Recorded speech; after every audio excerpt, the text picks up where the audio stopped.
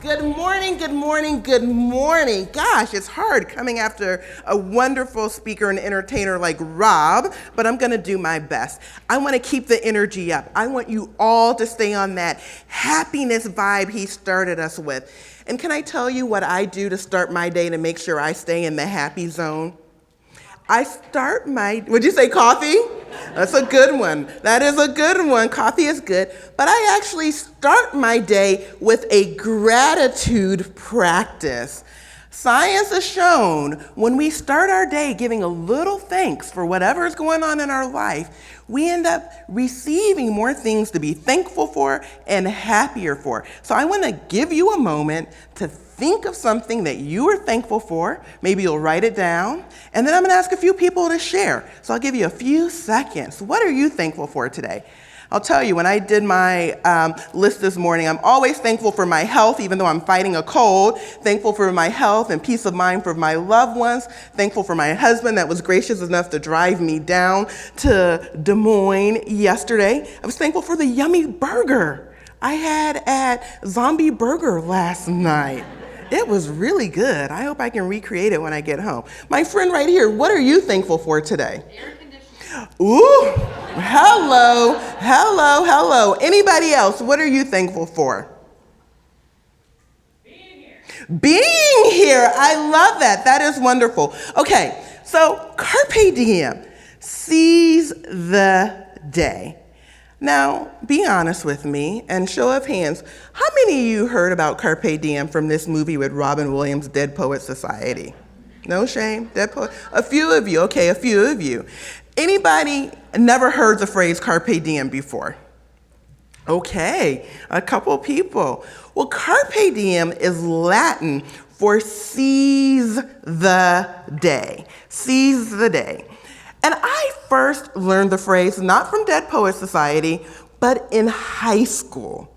Miss Robertson's 10th grade English class, where we studied the classics. And I tell you, there's a lady, a comedian, some of you might know her show, Insecure, Issa Rae, and she had this YouTube show before she really blew up and went to HBO called Awkward Black Girl. I was an awkward black girl before Issa Rae coined that phrase. I was tall and I was lanky and I always marched to my own beat. And so when I learned the phrase carpe diem, seize the day, I was like, that's unique, that's different, it's just like me. And I started using it all the time. Carpe diem, seize the day. I really didn't know what it meant, but it was just different, like me, and I liked it. I didn't know what it meant to seize the day. And I remember, who are my parents here? Anybody a parent of somebody, a child between the ages of like 8 till 12? Now, are they asking you for a cell phone? Back in my day, we didn't get cell phones. They didn't even have cell phones. We got our own private lines. I don't know if anybody had their own private line, but I had my own private line. And not only did I have my own private line, I got an answering machine. Hello. That was a big thing. I even put carpe diem on that answering machine. Hello. This is you know who. I'm not you know where, but you know what to do, and I'll get back to you. You know when. Carpe diem. It's still on my greeting today. The greeting has changed, but carpe diem is still on the greeting. Okay, so seize the day. How did I learn how to seize the day and what it meant? Well, I will tell you, from 10th grade English to my 11th grade year, the star basketball player, and I was friends with his sister, died. That was the first person that I knew up close and personal, our families were friendly, that died. And you know what I learned from his death? He had been playing basketball. We were told he had bronchitis. Unfortunately, he had an aneurysm due to a blood clot that they did not catch while he was in the hospital, and he passed away. And I learned in that moment that life changes just like that in the blink of an eye. Just like what? That in the blink of an eye. But what I learned, as you know, my grandmother used to always say, Jasmine, you just keep on living. I'm like, what? You just keep on living. But what I learned as I have continued to keep on living, that not only does life change for the bad in the blink of an eye, but it can change for the good just like that.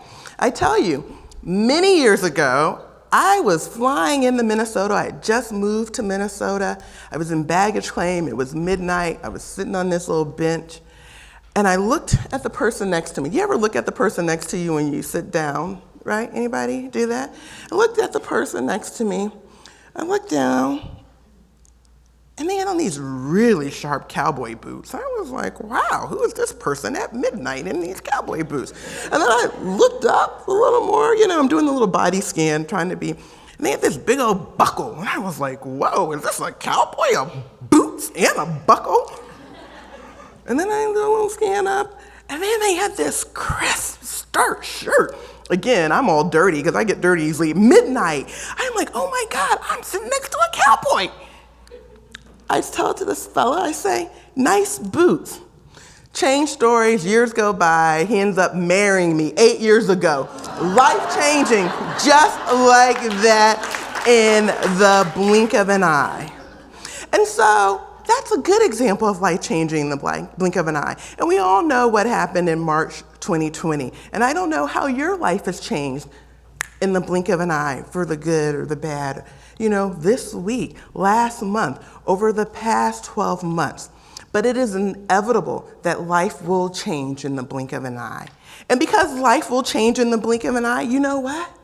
We have to be intentional about seizing the day and seizing our lives. And you might be thinking, oh gosh, Jasmine, that sounds good, but how am I gonna do that? I'm so glad somebody was thinking that and I was able to read your mind. I've got this great framework that I'm gonna share with you. It's really easy. The first step is to see it. The second step is to believe it. The third step is to work it. And the fourth step is to live it. First step, see it.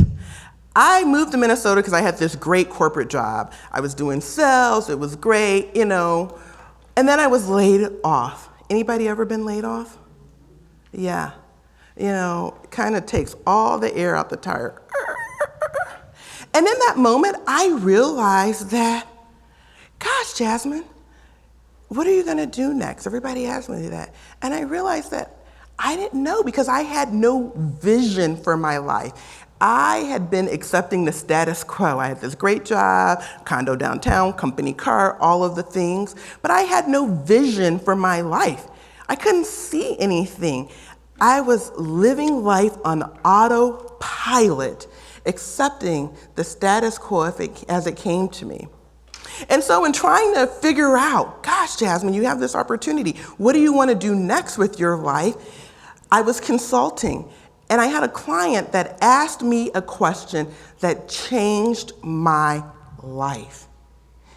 She said, Jasmine, what's your secret dream? My secret dream. I tell you, I had to think a minute. And it turned out that my secret dream was to do something on television.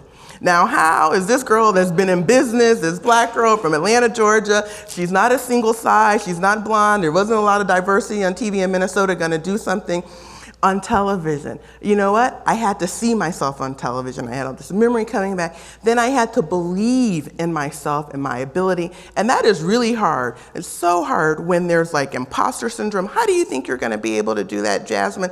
People in your ears that you love. What, you wanna be on TV? Like what, how are you gonna make that happen? But I had to believe in myself and I had to believe in my ability. I thank God that I'm a person of faith and I was able to depend on that. But also in believing in myself and trying to move beyond imposter syndrome, it leads us to this next stage of our framework, which is to work it. I used to use this thing called Google. Anybody know Google? I still use Google. I shouldn't say I used to use Google. I still use Google.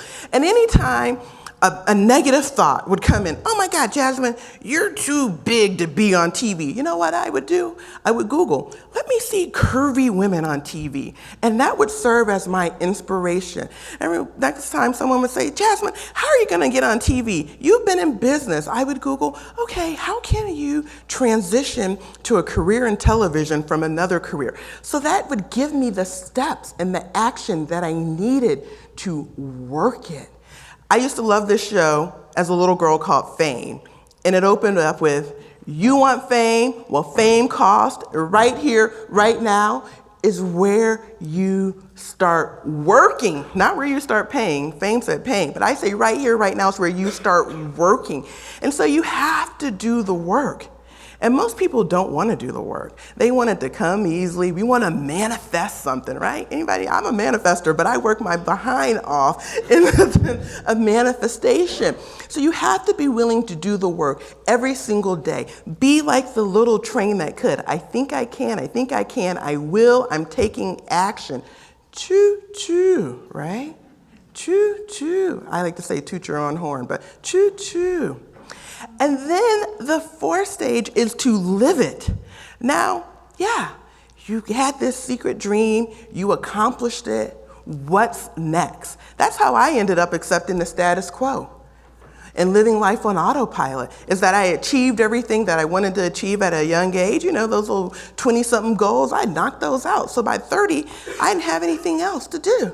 You have to keep on dreaming. You have to keep having new goals. You have to continue seeing something new for your life. It's an ongoing cycle.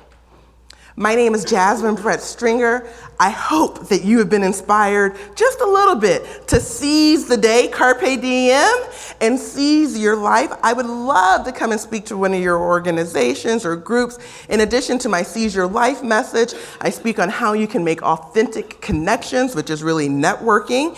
I talk about how you can move beyond burnout, AKA be a little bit more resilient. And then I am certified in a great program called Psychogeometric Shapes, which would really help your team improve their communications, not only amongst their teams, but with themselves and clients. Thank you so much for joining us today.